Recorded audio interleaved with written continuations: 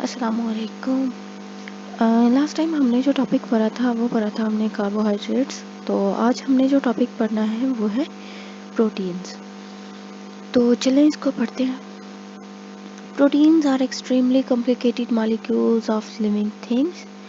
जो प्रोटीन्स हैं वो बहुत ज़्यादा कॉम्प्लिकेटेड मतलब काफ़ी ज़्यादा कॉम्प्लेक्स स्ट्रक्चर हैं जो हमारी बॉडी में पाए जाते हैं। They are the nitrogenous compounds made up of a variable number of amino acids. अब ये प्रोटीन बने किससे हुए होते हैं, इसे हम साथ साथ हाईलाइट कर लेते हैं कुछ पॉइंट्स को। प्रोटीन्स किससे बने होते हैं? अमाइनो एसिड से। अमाइनो एसिड्स आपस में मिल के बॉन्ड बनाते हैं तो हमारे पास प्रोटीन्स बनते हैं। Okay, the human body probably contain at least 10,000 different kinds of the protein. हमारी बॉडी के अंदर तकरीबन 10,000 किस्म की प्रोटीन्स पाई जाती हैं।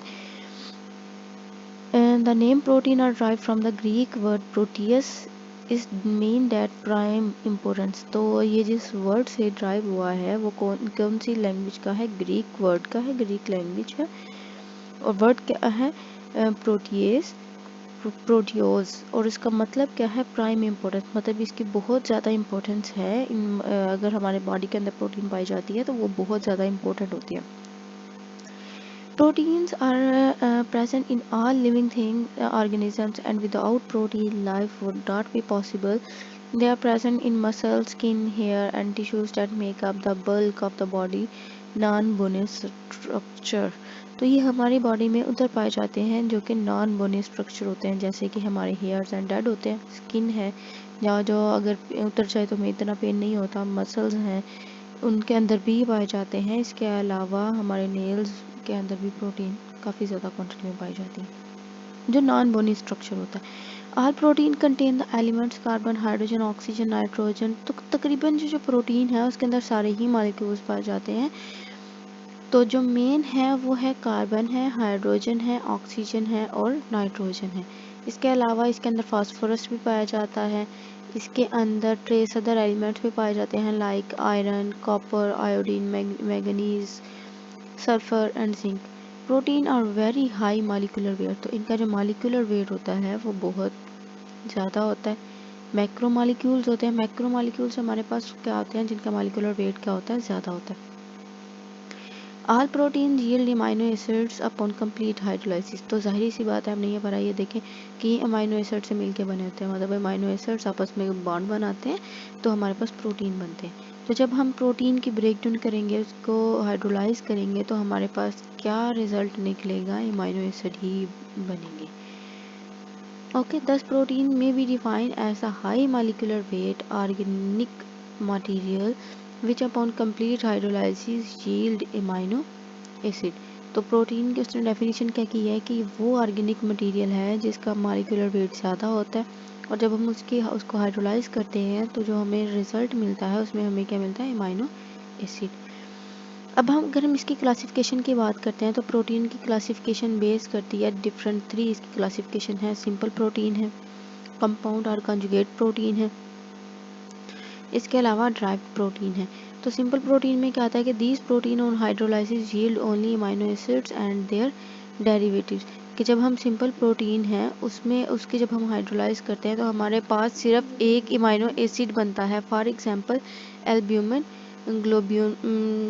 ग्लोब्यूलिस और लेगामिन, कोलेजन, ईटीसी। ये एग्जांपल हैं सिंपल प्रोटीन्स की। ओके, एल्ब्यूमिन वो जो हम अंडा खाते हैं उसके अंदर भी एल्ब्यूमिन प्रोटीन पाई जाती है।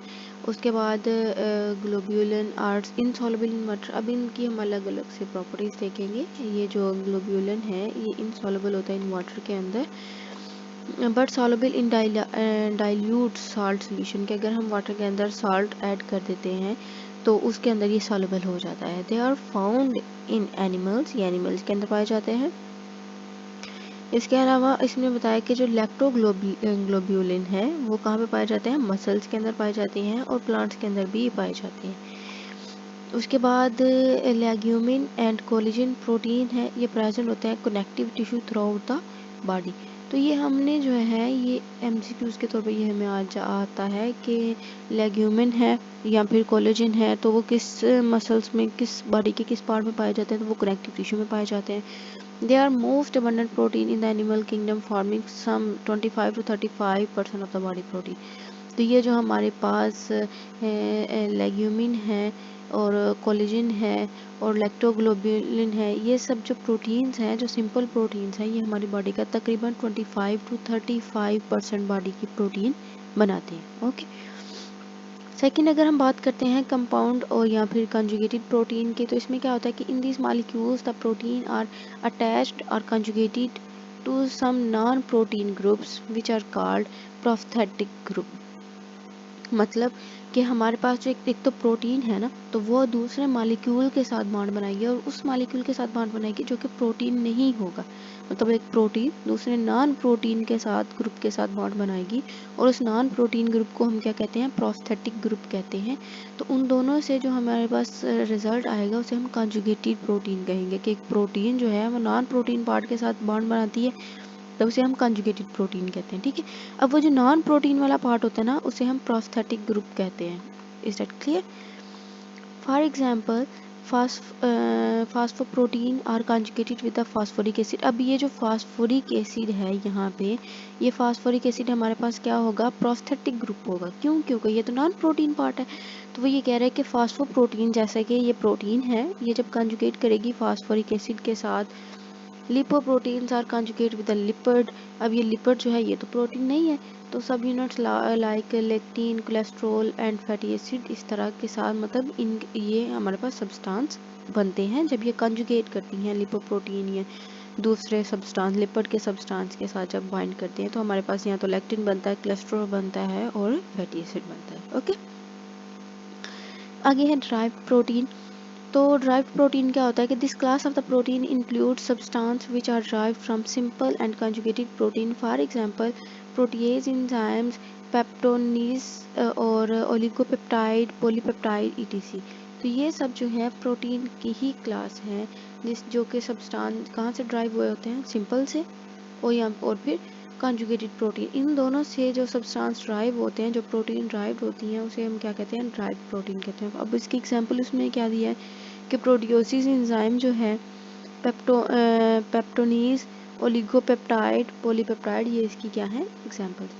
अब उन्होंने बताया है कि इसके अलावा, ये तो क्लासिफिकेशन थी प्रोटीन्स की, उनके अटैचमेंट के हिसाब से, उनके जो है नंबर्स के हिसाब से कि अमाइनो एसिड्स के उनके जो यील्ड है वो कौन सा बनाते हैं। अब इसके अलावा भी उन्होंने बोला है कि जो प्रोटीन्स हैं उनकी और भी क्लासिफिकेशन की जाती है उनके फंक्शन के हिसाब से। उनकी प्रोटीन में भी classified as regulatory hormonal protein, मतलब उनका फंक्शन क्या है, उनका स्ट्रक्चर क्या है, वो ट्रांसपोर्ट आया प्रोटीन है या फिर जेनेटिक प्रोटीन है। तो ये उनकी क्लासिफिकेशन है, लेकिन हम इसमें स्टडी नहीं करेंगे। अब डायरेक्ट हम इस पे आते हैं, इसके स्ट्रक्चर पे, स्ट्रक्चर ऑफ प्रोटीन। तो स्ट्रक्चर ऑफ प्रोटीन में क्या था? Majority of protein are compact. तो जो मेजोरिटी है प्रोटीन की वो कम्पैक्ट होती है। Highly convoluted molecule with the position of each atom related to the other determined with the great precision. कि ये जो प्रोटीन मॉलिक्यूल होता है, इसने बड़े टाइटली बॉन्ड बने होते हैं। हाईली से हम इतनी आसानी से सेपरेट नहीं कर सकते, इनके बॉन्ड काफ़ी ज़्यादा मजबूत होते हैं। To describe the structure of the protein in an organism, it is necessary to specify the three-dimensional shape, that is the polypeptide chain assumed। तो हम कह रहे हैं कि इसका जो स्ट्रक्चर है वो थ्री डायमेंशनल होता है। Protein assume at least three level of structure organization. तो प्रोटीन में तीन लेवल का स्ट्रक्चर्स होते हैं, तीन तरह के। उसमें अब कौन सा आता है? एक आता है प्राइमरी स्ट्रक्चर, एक आता है सेकेंडरी और एक आता है tertiary structure. Some proteins also possess a fourth structure called the quaternary structure। कुछ जो हैं वो फोर तरह का भी, फोर टाइप का भी वो शो करते हैं। The sequence of the amino acid combined in a peptide chain is referred to as the primary structure। वो कह रहे हैं कि अगर हम इसकी सिर्फ सीक्वेंस को देखते हैं अमाइनो एसिड की, कि उन्होंने किस तरह से मिलके पेप्टाइड चेन बनाई होती है, ये कि अमाइनो एसिड है, दूसरा है, तीसरा, चौथा। अगर इस तरह से अमाइनो एसिड्स आपस में बॉन्ड बनाते हैं तो उसे हम क्या कहेंगे? ये उसका क्या है? प्राइमरी स्ट्रक्चर है। ओके। सेकेंडरी स्ट्रक्चर में क्या होता है कि a protein is regulated coiling and zigzag. जैसा कि हम डीएनए के अंदर देखते हैं कि जो हमारा डीएनए है वो कॉइल्ड हुआ होता है, जिगजैग। अगर हम उसका स्ट्रक्चर जिगजैग और कॉइलिंग की सूरत में देखते हैं of polypeptide chain caused by the hydrogen bonding between NH and the C double bond O group of amino acids near each other in a chain।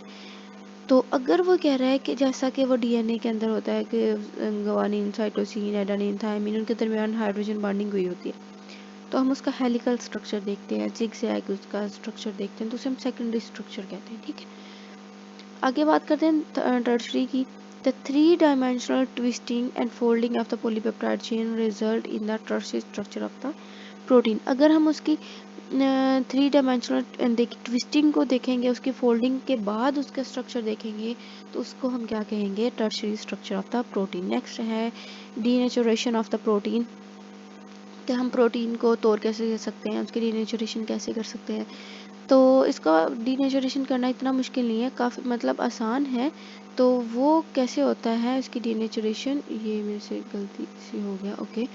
तो इसकी डीनेचुरेशन कैसे होती है कि हम उसको हीट अप करेंगे, उसकी पीएच थोड़ी सी चेंज करेंगे, तो वो आसानी से जो है ना वो ब्रेक डाउन हो जाएगा। The structure of the protein can be disturbed easily by heating. Heating से तो वो आसानी से चेंज हो जाता है। Change in pH and under strongly oxidizing and reducing condition. तो ये उसके कुछ चेंजिंग फिनोमिनाज हैं उनके स्ट्रक्चर को डिस्टर्ब करने वाले। Under such condition the protein undergo denaturation. तो अगर ये सारी कंडीशन उन्हें दी जाए तो जो प्रोटीन है वो डीनेचुरेशन उसकी हो जाएगी। The most familiar example of the denaturation is the change that take place in albumin. Albumin मैंने आपको पहले बताया था, जो एग होता है, एग के अंदर जो प्रोटीन पाई जाती है उसे एल्ब्यूमिन प्रोटीन कहते हैं। The principal components of the egg white, जो एग वाइट पोर्शन होता है, व्हेन इट इज़ कुक्ड, जब हम उसे पकाते हैं, तो in this particular case the chain is irreversible. तो उसका जो चेंज है वो उल्ट होता है, मतलब वो पहले लिक्विड फॉर्म में होता है तो वो सॉलिड हो जाता है, तो प्रोटीन जो उसकी होती है वो डीनेचुरेशन हो जाती है। ओके, नेक्स्ट हम इसकी इम्पोर्टेंस देखते हैं। तो इसकी इम्पोर्टेंस अब क्या है हमारे पास। Protein take an essential part in the formation of the protoplasm which is which is, मुझे नज़र नहीं आ रहा, which is the essence of, अच्छा, essence of all form of life. तो प्रोटीन वो कह रहे हैं कि हमारी बॉडी की जो प्रोटोप्लाज्म होता है और बाकी भी स्ट्रक्चर की फॉर्मेशन के लिए बहुत ज़्यादा इम्पोर्टेंट होता है। आगे है nucleoprotein which are complex of protein with nucleic acid serve as carrier of hereditary from one generation to the other. अब जो हमारा पास हमारा डीएनए होता है वो भी अमाइनो एसिड से मिलके बना है, और अमाइनो एसिड्स के बाद जो ये आपस में बॉन्ड बनाते हैं, तो प्रोटीन जो है वो एज अ हेरिडिटी मटीरियल भी एक्ट करता है, जो एक जनरेशन से दूसरी जनरेशन में पास होता है। तो enzyme which are biological catalyst are protein in the nature. तो जितने भी एंजाइम हमारे बॉडी के अंदर वर्क करते हैं वो सारे प्रोटीन इन नेचर होते हैं, प्रोटीन के ही बने होते हैं। Without them life is not impossible. तो इनके बगैर लाइफ जो है वो पॉसिबल ही नहीं होती। Many proteins have specialized function. तो सारी प्रोटीन्स का एक स्पेशल फंक्शन होता है, जैसा कि हीमोग्लोबिन है वो एक कैरियर के तौर, हीमोग्लोबिन हमारी बॉडी के रेड ब्लड सेल्स के ऊपर पाई जाती प्रोटीन है, जो क्या करती है कि ऑक्सीजन को अपने साथ बॉन्ड बनाती है और ऑक्सीजन के पूरी बॉडी के अंदर उसका ट्रांसपोर्ट करती है। Hemoglobin act as a carrier of oxygen. Some proteins such as hormones which have regulatory functions, for example insulin, thyroxine etc. Okay, ये सारे प्रोटीन्स के जो है ना फंक्शन है। नेक्स्ट देखते हैं industrially proteins have great importance. We are familiar with the use of leather made by the tanning of hides. This is essentially a precipitation of the protein with the tannic acid. Gelatin is obtained by heating bones. अब ये gelatin protein है, जब हम bones को heat करते हैं तो हमें ये, अब ये हम ये पढ़ रहे हैं कि इंडस्ट्रियल लेवल पे हमें ये प्रोटीन कहाँ से अवेलेबल होती है। तो skin and tenders in the water, it is use in bakery goods. इसके अलावा कैसेंस इज़ अनदर प्रोटीन। अब ये भी हमारे पास एक प्रोटीन है which is use in manufacture of the button and buckles. जो हम बटन्स वगैरह यूज़ करते हैं, बक्कल्स वगैरह यूज़ करते हैं, तो ये उसकी फॉर्मेशन के लिए हमें चाहिए होती है। तो ये इंडस्ट्रियल के अंदर इसका यूज़ है प्रोटीन का। तो आज के लिए इतना ही है, काफ़ी है। तो अभी नेक्स्ट हम फिर लिपिड्स के ऊपर वीडियो बनाएंगे। इसके अलावा हमारा जो सेकेंड ईयर में जो हमने इसका पढ़ना है कंप्लीट हो जाएगा, जो टेस्ट की हम तैयारी के लिए कर रहे हैं। अगर किसी को कोई मसला या फिर कोई क्वेश्चन हो तो वो प्लीज़ कमेंट बॉक्स में मेरे से पूछ सकता है, और अगर कोई गलती हो तो भी आप मुझे हाईलाइट कर सकते हैं, मुझे बता सकते हैं। और थैंक यू सो मच, अपना ख्याल रखिएगा। अल्लाह हाफिज़।